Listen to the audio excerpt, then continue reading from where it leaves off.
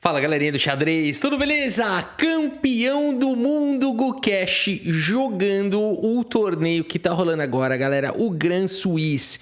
O torneio que dá direito a 2 vagas para o torneio de candidatos. Sim, o torneio de candidatos que vai ser ano que vem e o Mundial que vai ser ano que vem. Gukesh, campeão do mundo, vai ter que defender o cinturão contra o vencedor do torneio de candidatos. Ele tá jogando esse torneio, mas se ele ganhar, ele passa a vaga dele para alguém, porque o Gukesh não joga o torneio de candidatos, né? Ele é o campeão do mundo. O que ele pode fazer é tentar eliminar alguns adversários aí, né? Tentar dificultar a vida, tirar alguém, falar, esse Firuja aí tá muito forte, deixa eu ganhar dele para ele não jogar o candidatos.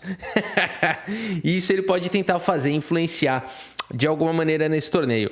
Também é muito bom para ele treinar, crescer rating e tudo mais, né? Agora ele tá num crescimento muito interessante, porque vamos lembrar, galera, o Gukesh é muito jovem, tem o quê? 18 anos de idade?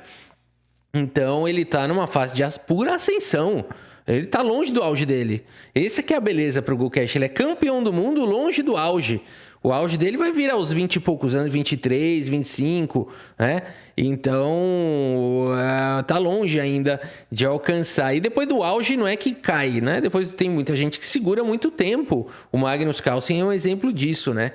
Ele chegou no auge dele, o quê? Em 2013, vamos falar, 2012, 2000, por aí, né? E mantém até hoje ele é o número 1 do mundo.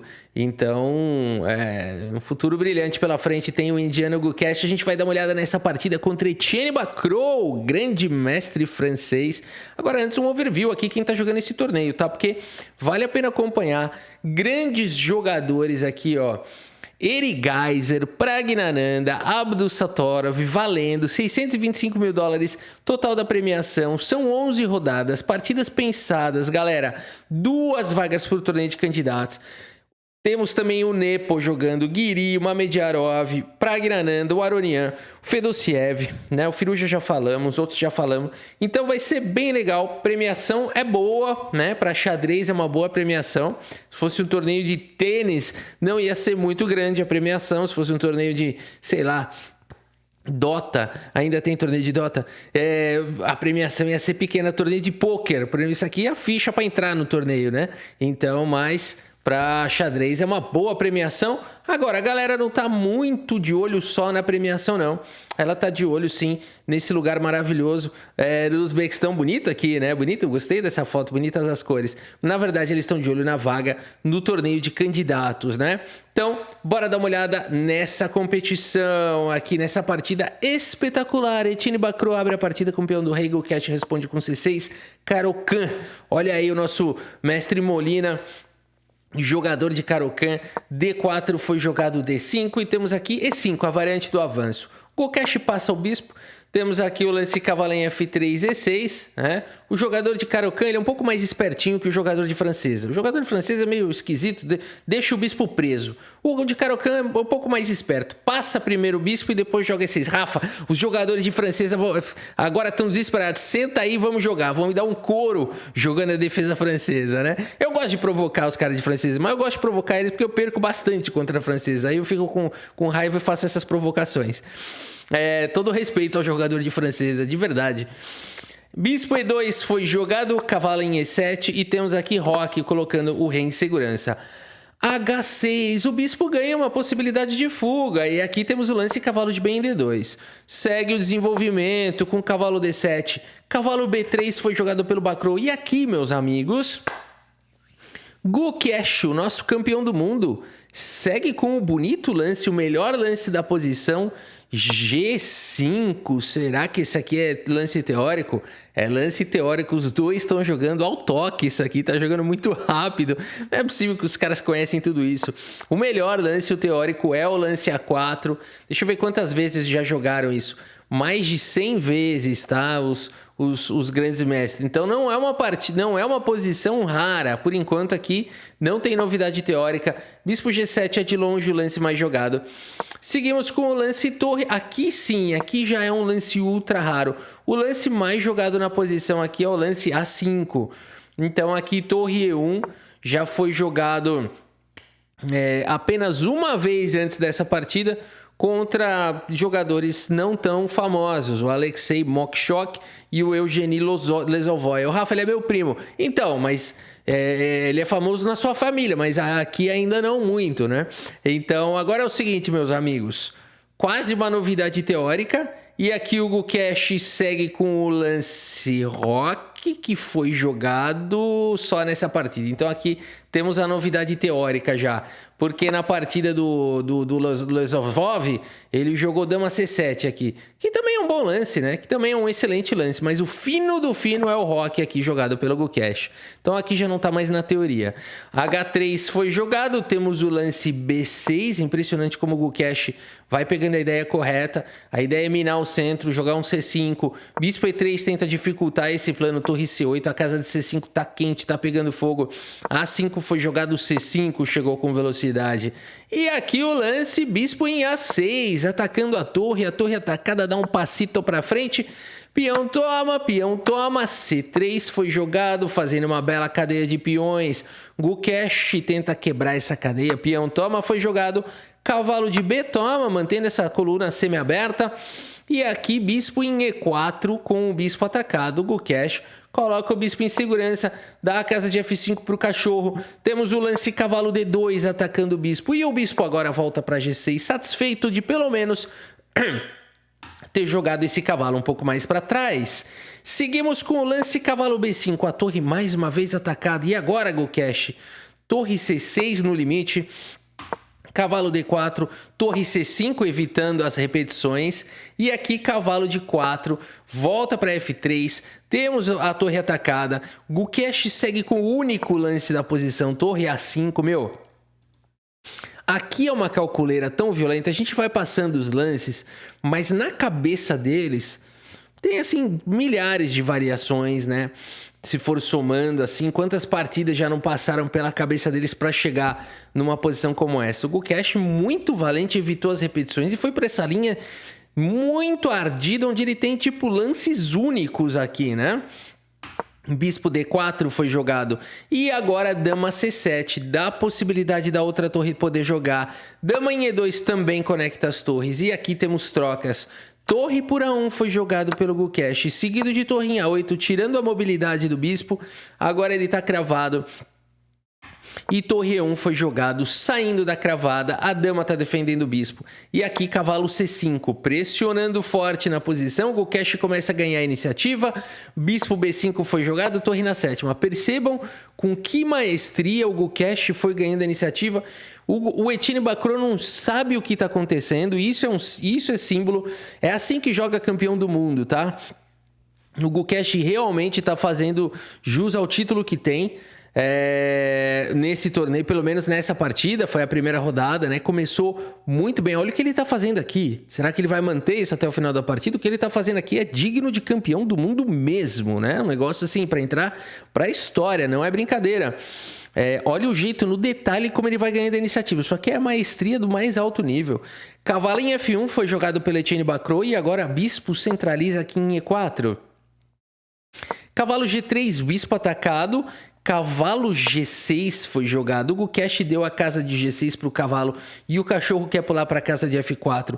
Cavalo H5 foi jogado lutando pela casa de F4, atacando o bispo. E o Gukesh volta o bispo para a casa de H8 pacientemente. Jogando aqui o Gukesh. Cavalo D2, bispo atacado. E aqui, meus amigos, o bispo está atacado, mas o Gukesh aproveita e coleta madeira. Coloca no bolso. Bispo está atacado, mas está protegido. O cavalo não pode capturar o bispo por conta da cravada. E aqui, torre em A1 ganha a coluna. Dama C8 foi jogado. O Gukesh não permite a entrada da torre na última horizontal. C4 foi jogado. O Gukesh aqui vai para um lance espetacular. O único lance da posição, com a torre atacada, e essa torre está mais uma vez quase que ficando sem casa. O Gukesh vai para o lance brilhante. Torre por cavalo, meus amigos, seguido de duplo de cachorro. Aqui, bela sequência do Gukesh. Dama vem para casa de E3 e agora a gente fala assim, que legal, cavalo por A1. Aí que tá, é aqui que a gente vê o campeão do mundo jogando. Ele não vai para o lance cavalo por A1, que é um bom lance, mas o Gukesh mostra a sua genialidade com o lance cavalo por bispo. E depois de dama toma, bispo por E5. Muito bacana aqui a sequência do Gukesh. Dama D1 foi jogado, você fala, e agora então bispo por A1? Não pode. Bispo por A1 nessa posição seria um erro muito grave por conta de dama por A1. As brancas começam a ter ataque aqui de checkmate. Teria que tentar começar a disparar com o rei aqui para tentar fugir com o rei. E5 não funciona muito bem por conta de C por D5 e as brancas de repente têm um contra-jogo violento. Então, muito cuidado, todo cuidado é pouco nessa posição. Por isso o Gukesh, meus amigos. Você fala assim, que bonitinha essa sequência, agora vai tomar a torre. Não, Gukesh joga o lance D por C4. E aqui então, o Gukesh, o que ele tem a mais aqui? Ele tem 3 peões a mais por uma qualidade a menos, né? Um bispo por uma torre. Muito bem, partida bonita do Gukesh. Torre A4 foi jogado, ameaçando o peão. Gukesh segue com bispo D5, faz a proteção, bloqueia a dama. Dama em E2 foi jogado C3, o peão passado dispara, meus amigos. Bispo... E quando o peão passado avança, o tabuleiro treme. Eu não tenho efeito especial aqui, eu vou tremer aqui, ó. O tabuleiro treme, meus amigos. E aqui, então, bispo D3 foi jogado agora pelo Etienne Bacrot. Colocando uma possibilidade de contra-jogo. Dama C7, um lance corajoso do Gukesh, do menino dinheiro, não se importando com o bispo toma, porque esse lance vem com tempo sobre o cavalo teria que sair daí e o ataque aqui viria com velocidade. Por isso o bispo C2 foi jogado, bloqueando o peão passado. Gukesh segue com o bispo em H2, cheque com o dedo na cara. Rei F1 foi jogado e o bispo volta para E5, aqui dominando a diagonal de casas escuras, controlando o cavalo, protegendo o peão. Rei G1, repete a posição. Rei F8, Gukesh não quer empate. Dama D3 foi jogado, coloca pressão nas casas claras. Cavalo em H4, Gukesh convida a dama para entrar na posição. No entanto, o ataque está ficando cada vez mais perigoso. Ataques de checkmate começam a aparecer. Por isso F3 foi jogado. Por exemplo, dama H7 aqui, ó, tem mate, não tem? Quase. Aqui se jogar rei H1 tem, ó, só pra falar que tem. Mas aqui não tem, porque rei vem pra cá, mas mesmo assim o ataque é muito feroz, né? O ataque é violento demais. Então não adianta. Por isso F3 foi jogado. Gukesh segue com dama C5. Cara, é só lance preciso, rei F1. E depois de simplesmente cavalo em F5, out. Simplesmente bloqueando aqui a dama, de olho na casa de E3, material aqui, o ataque para cima do rei é imparável. E por isso nessa posição, meus amigos, Etienne Bacrot, grande mestre francês, abandona aqui a partida. Abandonou porque não dá mais. Que partida do Gukesh, meus amigos. Que loucura foi essa? Que uma possível continuação seria... O que você vai jogar aqui? Sério? Não tem muito, né? Vou jogar um F4 aqui, um torre E4. Vou jogar esse torre E4, vou atacar o... Não faz muito sentido também jogar torre E4. O que dá pra pensar aqui? Não tem lance, né? Vamos jogar um G4 meio maluco? Pronto. Cavalo em E3 tá vindo com cheque. O rei vem pra casa de E2. Cavalo por C2 e depois de dama por C2. B5, por exemplo. Como é que para 2 peões passados e conectados com suporte de peças de todas as peças, de um par de bispos aqui, contra um cavalo no canto choramingando? Não dá, né? Não tem entrada da torre. Cara, não tem nada que possa ser feito. Aqui, infelizmente, só sobra esse torre E4 ou torre A8. Você escolhe de tão ruim que tá a posição. E aqui eu acho que você nem precisa tomar, né? Pode jogar um B4. Se quiser tomar também não vai fazer mal. Simplesmente um C2, né? E aqui, eu não sei se tem mais como parar esse... Nem isso mais tem como parar. Não, chega, toca o gongo aqui. O mate tá muito próximo, não tem mais como evitar. E por isso que o Etienne Bacrot acabou abandonando aqui a partida. Prestem atenção na precisão do Gukesh, meus amigos. E depois, quem é que fez ponto na primeira rodada? Porque a gente quer saber. Cara, 98% de precisão com lance brilhante. 91,5% do Bacrot. É assim que joga um campeão do mundo. O Gukesh jogou igual uma máquina, meus amigos. Com direito a lance brilhante. Torre ali sacrificando para depois dar o duplo, mas ele não recuperou a torre. Notem que ele foi tomar o bispo depois, e depois bispo por peão, né? E depois peão por peão, quer dizer, ele não tomou a torre. Muito bonita a sequência do Gukesh, genial.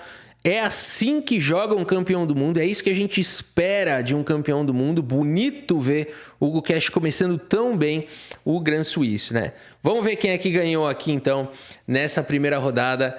E o que eu posso dizer para vocês é o seguinte: o Hans Niemann empatou, pegou uma partida contra o Sargsyan, começou com meio ponto, ele tá super animado.